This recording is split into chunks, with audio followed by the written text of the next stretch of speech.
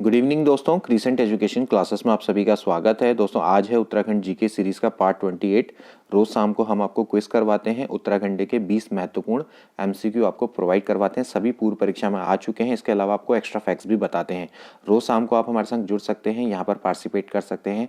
दिन भर अपनी पढ़ाई करिए, शाम को यहाँ पर 15 से 20 मिनट की वीडियो आएगी, वहां पर आप पार्टिसिपेट कर लीजिए और अपना स्कोर भी चेक कर सकते हैं, सेल्फ असेसमेंट कर सकते हैं। पीसीएस, पुलिस, पटवारी, आरओ एआरओ सभी उत्तराखंड के एग्जाम के लिए वीडियो महत्वपूर्ण है। पीसीएस और आरओ एआरओ की तो दोस्तों डेट घोषित हो चुकी है और 1 महीने से भी कम समय का वक्त रह गया, तो किसी भी प्रकार की ढिलाई ना बरतें। तो आज है पार्ट 28। जितने भी लोग हमारे संग जुड़ गए हैं, एक बार वीडियो को लाइक कर दीजिए और अपने दोस्तों के बीच में शेयर कर दीजिए। अगर पहली बार चैनल पर आए हो तो सब्सक्राइब करना ना भूलें। तो चलिए शुरू करते हैं आज की वीडियो को। पहला क्वेश्चन आज का, उत्तराखंड का गांधी किसे कहा जाता है? बद्रीदत्त पांडे, इंद्रमणि बड़ोनी, गोविंद बल्लभ पंत या फिर अनुसुईया प्रसाद बहुगुणा। जल्दी से जितने भी लोग यहाँ पर जुड़े हैं सभी लोग आंसर करेंगे। आज जल्दी जल्दी सेशन को निपटाएंगे। इसका राइट आंसर क्या है? इसका राइट आंसर है इंद्रमणि बड़ोनी। उत्तराखंड का गांधी इंद्रमणि बड़ोनी को बोला जाता है। प्रसिद्ध स्वतंत्रता सेनानी हैं, लोक गायक हैं, ठीक है। केदार नृत्य इनके द्वारा किया जाता है। केदार नृत्य में भी दोस्तों इनको पारंगत हासिल है, ठीक है। टिहरी से ये बिलोंग करते हैं। टिहरी के जखोली ब्लॉक के अखोरी ग्राम में इनका जन्म हुआ था, ठीक है। अखोरी गांव है वहां पर, ठीक है, या अखोड़ी बोलो, जो भी बोलोगे। अखोड़ी गांव में दोस्तों इनका जन्म हुआ था। कब हुआ था ये भी पूछा जाता है। 24 दिसंबर 1925 को, ठीक है। 24 दिसंबर 1925 को इनका जन्म हुआ था, ठीक है। और इनकी मृत्यु हुई थी 18 अगस्त 1993 में, ठीक है। 18 अगस्त 1993 में ऋषिकेश में हुई थी, विट्ठल आश्रम में, ठीक है। ऋषिकेश में, विट्ठल आश्रम में, ठीक है। जन्म कहाँ हुआ? टिहरी में। और मृत्यु कहाँ हुई? ऋषिकेश में, विट्ठल आश्रम में, 18 अगस्त 1993 में, ठीक है। चलो अगला बढ़ते हैं क्वेश्चन। अगला क्वेश्चन देखो, गढ़ केसरी के नाम से किसे जाना जाता है? गढ़ केसरी बहुत अच्छा प्रश्न है। अनुसुईया प्रसाद बहुगुणा, बैरिस्टर मुकुंदी लाल, श्रीदेव सुमन या फिर विश्वेश्वर दत्त सकलानी। क्वेश्चंस इजी रहेंगे लेकिन एक्स्ट्रा फैक्ट्स बताएंगे, वो भी नोट डाउन कर लेना, क्योंकि वही कहीं ना कहीं इनका आधार बनते हैं, ठीक है। उनसे भी डायरेक्टली इनडायरेक्टली क्वेश्चंस आ जाते हैं, ठीक है। तो गढ़ केसरी किसको जाना जाता है दोस्तों? ये है अनुसुईया प्रसाद बहुगुणा। गढ़ केसरी के नाम से दोस्तों ये जाने जाते हैं, ठीक है। इनका जन्म पूछा जाता है। इनका जन्म कहाँ हुआ था दोस्तों? चमोली में हुआ था, ठीक है। चमोली में अनुसुईया देवी का आश्रम है, वहां इनका जन्म हुआ था, तो इसीलिए इनके माता पिता का नाम इनका अनुसुईया रख दिया, ठीक है। तो चमोली में इनका जन्म हुआ था, ठीक है। कब हुआ था ये भी पूछा जा सकता है। 18 फरवरी 1894 में, ठीक है। 18 फरवरी 1894 में। और 23 मार्च 1943 को इनकी डेथ हो गई थी। 23 मार्च 1943 को इनकी मृत्यु हो गई थी, ठीक है। इसके अलावा एक और एक्स्ट्रा फैक्ट्स दोस्तों, ये नायब तहसीलदार भी रहे, ठीक है। तो प्रश्न पूछा जा सकता है कि ऐसे कौन से स्वतंत्रता सेनानी थे जो कि नायब तहसीलदार भी रह चुके हैं? तो ये नायब तहसीलदार भी रह चुके हैं, ठीक है। चलो आगे बढ़ते हैं। परिमार्जन नेगी किस खेल से संबंधित हैं? परिमार्जन नेगी किस खेल से संबंधित हैं? फुटबॉल, क्रिकेट, शतरंज या फिर टेबल टेनिस, ठीक है। तो परिमार्जन नेगी आप जानते हैं बहुत इंपॉर्टेंट शख्सियत हैं उत्तराखंड की, ठीक है। तो परिमार्जन नेगी किससे संबंधित है दोस्तों? ये शतरंज से संबंधित है, ठीक है। केवल 13 ईयर और 4 महीने 20 दिन के थे तो ये ग्रैंड मास्टर बन गए थे, ठीक है। और 2010 में इनको क्या मिला है? अर्जुन पुरस्कार से भी सम्मानित किया गया है, ठीक है। तो बहुत कम उम्र में दोस्तों इन्होंने क्या कर दिया था? ग्रैंड मास्टर का खिताब इनको मिल गया था। तो शतरंज के ये खेल से ये संबंधित है, ठीक है। अगला प्रश्न देखो, उत्तराखंड का कौन सा भाग वर्षा ऋतु में सर्वाधिक वर्षा प्राप्त करता है? कौन सा भाग है जो भैया वर्षा ऋतु में सबसे ज्यादा जहां वर्षा होती है?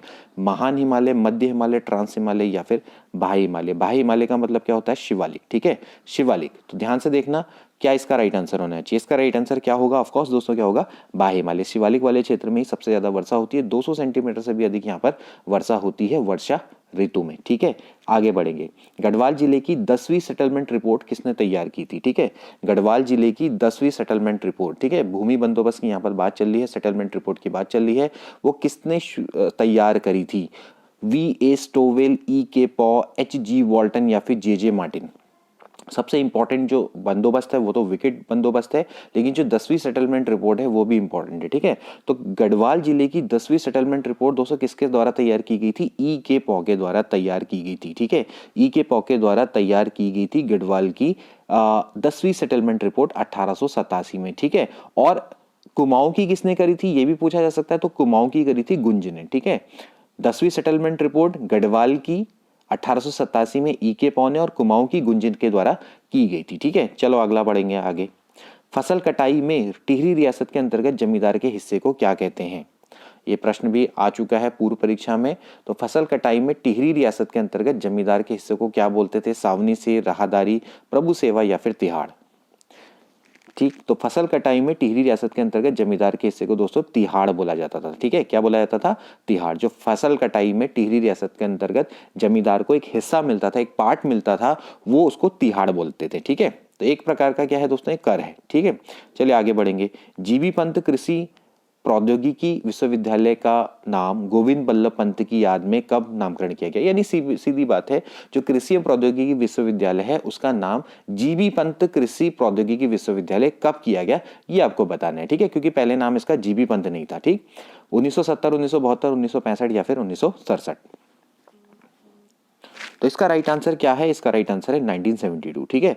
1972 में इसका नाम बदल के क्या कर दिया गया? जीबी पंत, गोविंद बल्लभ पंत कृषि एवं प्रौद्योगिकी विश्वविद्यालय कर दिया गया, ठीक है। कहां पर स्थापित है दोस्तों? ये पंतनगर में। कहां पर है? पंतनगर में, ठीक है।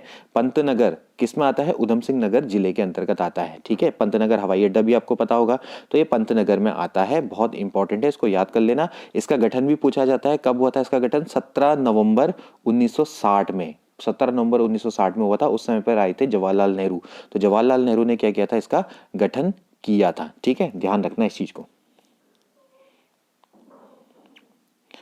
कुली बेगार प्रथा के उन्मूलन हेतु एक व्यापक आंदोलन 13 जनवरी 1921 को कहां हुआ था? ठीक है, कुली बेगार प्रथा आप लोग जानते होंगे, एक महत्वपूर्ण एक आंदोलन हुआ था, कुली बेगार आंदोलन। तो इसको खत्म करना था, तो इसके लिए 13-14 जनवरी 1921 को आंदोलन हुआ था। वो कहाँ हुआ था? ठीक है, टिहरी, अल्मोड़ा, चंपावत, बागेश्वर। देखिए सभी प्रश्न पूर्व परीक्षा में आ चुके हैं, तो आपको लगेगा कि सिंपल से प्रश्न है, लेकिन इसके एक्स्ट्रा फैक्ट्स भी आपको बताएंगे जो कि ऑफ कोर्स आपकी परीक्षा में आएंगे, ठीक है। तो इसका राइट आंसर कहाँ है? बागेश्वर में, ठीक है। बागेश्वर में दोस्तों क्या हुआ था? आपका जो कुली बेगार प्रथा है इसका उन्मूलन हुआ था। उस समय पर वहां पर 40,000 से अधिक क्रांतिकारी आए थे। तो वहां पर सरयू नदी के किनारे उत्तरायणी मेला लगता है, ठीक है। आपको पता होगा उत्तरायणी का मेला कब लगता है दोस्तों? उत्तरायणी का मेला लगता है 13-14 जनवरी को लगता है, ठीक है। 14 जनवरी को लगता है। तो उत्तरायणी मेला था, तो उस दिन क्या किए थे इन्होंने? सारे जो बेगार रजिस्टर थे उनको सरयू नदी में बहा दिया था और कुली बेगार न देने की शपथ ली थी सारे के सारे स्वतंत्रता सेनानियों ने, ठीक है। इसमें कौन कौन थे ये भी बता दूं। बीडी पांडे, बद्रीदत्त पांडे जिनको कि कुरमांचल केसरी के नाम से जाना जाता है, कुमाऊं केसरी, हरगोविंद पंत थे, ठीक है, हरगोविंद पंत और चिरंजी लाल, ठीक है, चिरंजी लाल, ठीक। ये 3 व्यक्ति हैं, इनके नेतृत्व में 40,000 जो आंदोलनकारी थे, इन्होंने क्या किया था? जितने भी रजिस्टर थे जो कि कुली बेगार से रिलेटेड थे, ठीक है। कुली बेगार का मतलब क्या होता है भाई? होता क्या था कि अंग्रेज जब आते थे तो इन्होंने क्या किया था कि जो गांव वाले थे इनको सामान ढोना पड़ता था इनका, ठीक है। और उसके लिए इनको कोई भी वेतन नहीं दिया जाता, यानी कि कोई भी पैसा नहीं दिया जाता था, ठीक है।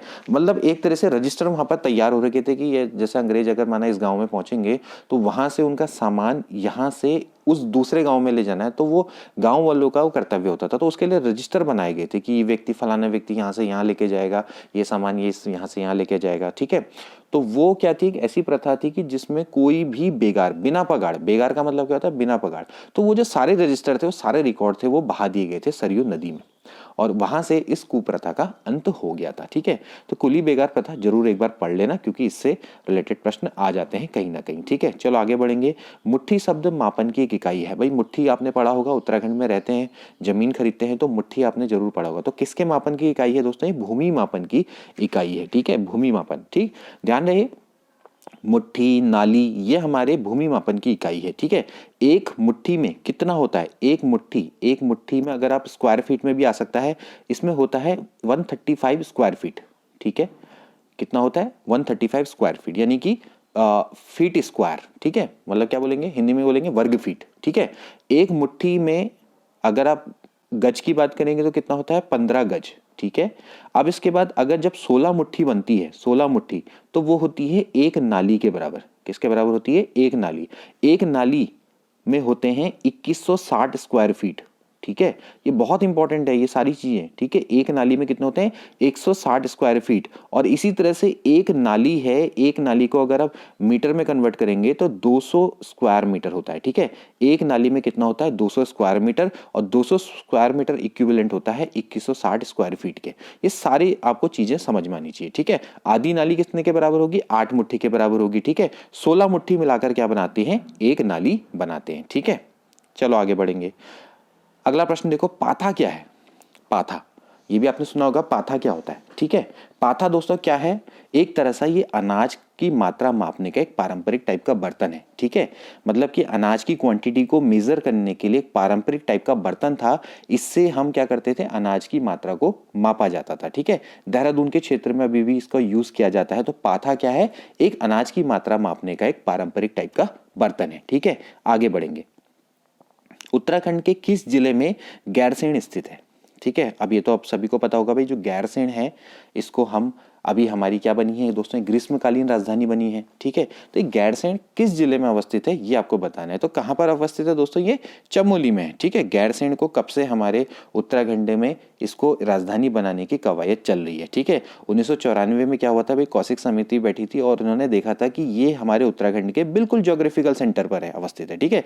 तो जब ये ज्योग्राफिकल सेंटर पर है तो क्योंकि आप जानते हैं भाई देहरादून का है, देहरादून तो एक कोने पर है, ठीक है। ये अगर उत्तराखंड है तो उत्तराखंड के एक कोने पर है देहरादून। तो यानी कि अगर कोई बंदा अगर पिथौरागढ़ से आता है तो उसको कितना दूर पड़ता है। तो एक्चुअली क्या है कि जो चमोली में जो गैरसेन जगह है वो बिल्कुल ज्योग्राफिकल सेंटर पे, तो कौशिक समिति ने सजेस्ट किया था कि भाई जो गैरसेन है, गैरसेन को ही उत्तराखंड की राजधानी बनाई जानी चाहिए स्थायी।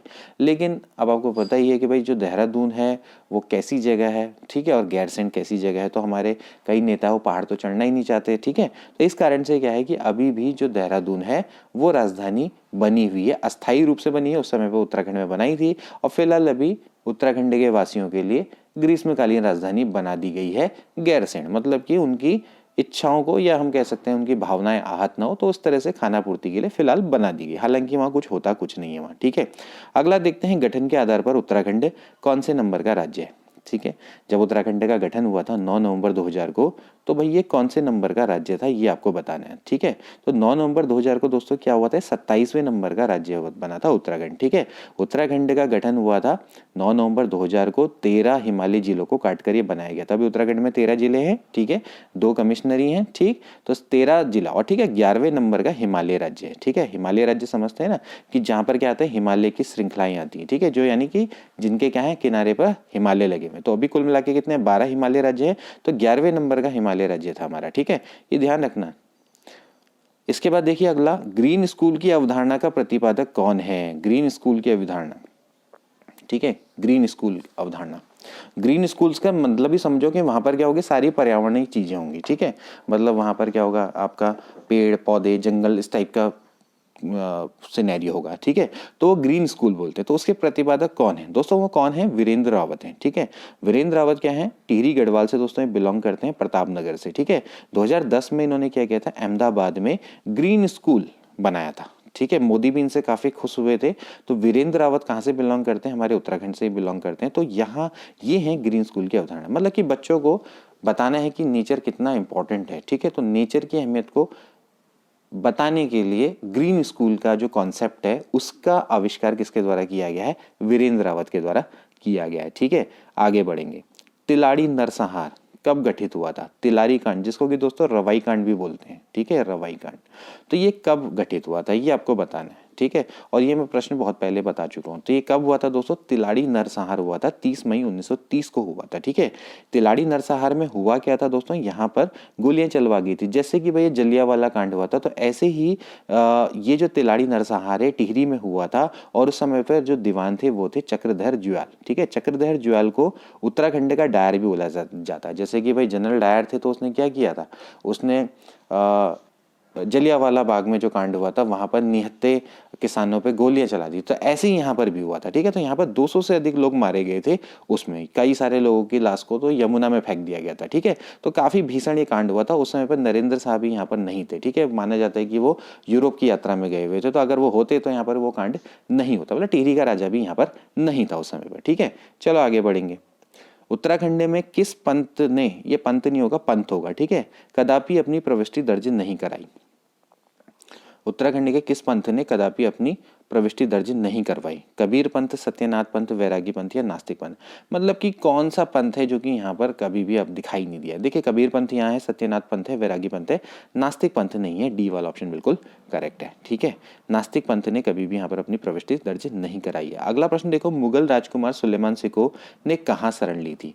भाई मुगल राजकुमार था सुलेमान सिको, ठीक है, जो कि दारा सिको का पुत्र था। अब दारा सिको कौन था? वो औरंगजेब का भाई था, ठीक है। तो क्या हुआ था भाई, औरंगजेब ने, पता है कि भाई आपको, जो सुलेमान सिको है, औरंगजेब के डर से क्या हुआ था भाई, 1658 में वहां से भाग कर आ गया था, ठीक है। अपने संग चित्रकार भी लेके आया था, जिनके बाद में, जो कि किसके वंशज थे, मतलब पूर्वज थे, एक्चुअली किसके पूर्वज थे वो? मोलाराम के पूर्वज थे, ठीक है। और 1658 में जो सुलेमान सिको है दोस्तों कहाँ पर आया था? भाग के गढ़वाल में आया था, ठीक है। उस समय पर गढ़वाल के राजा कौन थे? पृथ्वीपति शाह, ठीक। तो ध्यान रखना ये सारे फैक्ट्स बहुत इंपॉर्टेंट हैं और इससे रिलेटेड प्रश्न आ जाते हैं, ठीक है। अगला देखो, गढ़वाल का राजा जो गोरखाओं के द्वारा पराजित होकर युद्ध में मारा गया था, सुदर्शन शाह, प्रद्युमन शाह, प्रतीप शाह या फिर फतेहपति शाह? सभी लोग जानते हैं इसका राइट आंसर क्या है। गढ़वाल का राजा जो गोरखाओं से पराजित होकर युद्ध में मारा गया था दोस्तों, वो था प्रद्युमन शाह 1804 में, ठीक है। युद्ध में जो युद्ध हुआ था वो होता खुड़बड़ा का युद्ध, जो कि देहरादून के पास में अवस्थित है, ठीक है। तो 1804 में खुड़बड़ा के युद्ध में प्रद्युमन शाह वीर गति को प्राप्त हो गए थे और उसके बाद से क्या हुआ था, गढ़वाल में गोरखाओं का शासन हो गया था, ठीक है, जो कि चला 1815 तक, ठीक है। 10.5 साल इन्होंने गढ़वाल पर राज किया, ठीक है। अगला देखो, पौन टूटी क्या था? पौन टूटी, पौन टूटी, देखिए पौन टूटी क्या था दोस्तों? ये टिहरी में, टिहरी रियासत का एक कर था, एक कर टाइप का था, ठीक है, टैक्स था, जो कि आयात निर्यात पर लिया जाता था, यानी कि व्यापारियों से ये वसूला जाता था, ठीक है। अब ये बहुत ही मतलब ऐसा कर था कि जिससे बहुत ज्यादा प्रॉब्लम होती थी वहाँ के नागरिकों को, क्योंकि जो अधिकारी थे वो बड़ी गंदी तरीके से पूछताछ करते थे, छेड़छाड़ करते थे, उससे बड़ी दिक्कत आती थी। तो यही एक रीज़न था जिससे कि टिहरी रियासत है, वहाँ पर जो जन भावना थी वो आक्रोशित हो चुकी थी, क्योंकि बहुत ज़्यादा अत्याचार हो रहे थे वहाँ की जनता में, ठीक है। तो टिहरी रियासत का विद्रोह का जो एक, हम कह सकते हैं एक छोटा सा पार्ट है या एक रीज़न है, कई सारे रीज़न थे, तो उनमें से एक रीज़न है पौन टूटी कर, जो कि लिया जाता था वहाँ के अधिकारियों के द्वारा और काफ़ी जनता का दमन किया जाता था, खासकर व्यापारियों का। तो आयात निर्यात टाइप का ये कर था, ठीक है, आयात निर्यात पे लगने वाला कर था पौन टूटी कर, ठीक है। अगला देखो, उत्तराखंड के एक स्थानीय देवता के मंदिर के लोग पत्र द्वारा न्याय के लिए गुहार लगाते हैं, वह देवता कौन है? ठीक है, एक स्थानीय देवता हो सकता है कि आप भी गए हो इस मंदिर में, पत्र के द्वारा आप न्याय की गुहार लगाते हैं। महासु देवता, गोलू देवता, गंगनाथ देवता या फिर सैम देवता? क्या इसका राइट आंसर है दोस्तों? ऑफकोर्स गोलू देवता, ठीक है। स्थानीय देवता हमारे बहुत फेमस देवता हैं गोलू देवता, जिनको कि न्याय का देवता के नाम से भी जाना जाता है। तो आप पत्र के द्वारा यहाँ पर आप गुहार लगाते हैं, ठीक है। गोलू देवता का मंदिर दोस्तों कहाँ पर है? मुख्य मंदिर की हम बात करेंगे तो वो चितई मंदिर है, वो कहाँ पर अवस्थित है दोस्तों? अल्मोड़ा में अवस्थित है, ठीक है। इसके अलावा देखा जाए तो भवाली में भी है, भवाली में जो घोड़ा खाल है वहां पर भी गोलू देवता का मंदिर है, ठीक है। आगे बढ़ेंगे, गढ़ राज्य वंश का इतिहास की रचना किसने की थी? ठीक है, अब ये लास्ट टाइम मैंने आपको बताया था कि कौन इससे रिलेटेड है, ठीक है। प्रश्न नहीं करवाया था लेकिन फैक्ट्स बताया, तो फैक्ट्स भी देखिए बता रहा हूँ, साथ साथ ही क्वेश्चन भी बनवाते हैं, ठीक है। तो गढ़ राजवंश की स्थापना का इतिहास किसके द्वारा लिखा गया दोस्तों? मोलाराम के द्वारा लिखा गया, ठीक है। मोलाराम सभी लोग जानते हैं दोस्तों, हमारे यहाँ के प्रसिद्ध चित्रकार हैं, ठीक है। इनकी कृतियों को किसके द्वारा मतलब किसके द्वारा प्रकाश में लाया गया था? वो थे बैरिस्टर मुकुंदी लाल। तो गढ़ राजवंश का इतिहास भी इनके द्वारा लिखा गया है, मोलाराम, ठीक। तो मोलाराम एक बहुत महत्वपूर्ण पर्सन है जिनको आप याद रखेंगे और इनसे रिलेटेड जितने भी फैक्ट्स हैं उनको जरूर पढ़ के चले जाना। तो दोस्तों आज के क्वेश्चन इतने ही, 20 क्वेश्चन, आई होप कि आपको अच्छे लगे होंगे और एक्स्ट्रा फैक्ट्स भी आपको समझ में आए होंगे। जरूर जब हमारी वीडियो देखते हो तो एक बार कॉपी पेन लेके जरूर बैठ जाओ, जितने भी फैक्ट्स बताता हूँ उनको एक साइड पे लिख लिया करो, ठीक है। और हाँ, बात रही पीडीएफ्स की, तो पीडीएफ्स मैं प्रोवाइड करवा देता हूँ रेगुलर इंटरवल पर। कभी कभार क्या होता है कि मैं भूल जाता हूँ पीडीएफ प्रोवाइड करवाना। टेलीग्राम चैनल है हमारा, ठीक है, वहाँ पर आप ज्वाइन हो लीजिए, ठीक है। जनरली मैं भूल जाता हूँ बार बार बताना, कई लोग पीडीएफ्स की डिमांड करते हैं, तो हमारे एक टेलीग्राम चैनल है जो कि अबाउट सेक्शन में उसका लिंक अवेलेबल है, वहाँ से आपको इन सब की पीडीएफ मिल जाएगी, ठीक है। मैं प्रोवाइड करवा देता हूँ, आज ही मैंने 10 से 12 पीडीएफ प्रोवाइड वहाँ पर करवाई हैं, ठीक है। तो मैं अगर कभी कभार भूल जाऊँ तो डोंट वरी, मैं उसको डाल दूंगा कभी ना कभी, ठीक है। मेरे पास क्या होता है ना, कभी एक साथ ही में एक लॉट में ही सारी की सारी पीडीएफ आपको प्रोवाइड करवा दूंगा, ठीक है। तो दोस्तों मिलते हैं अगली वीडियो में, till then take care and good bye.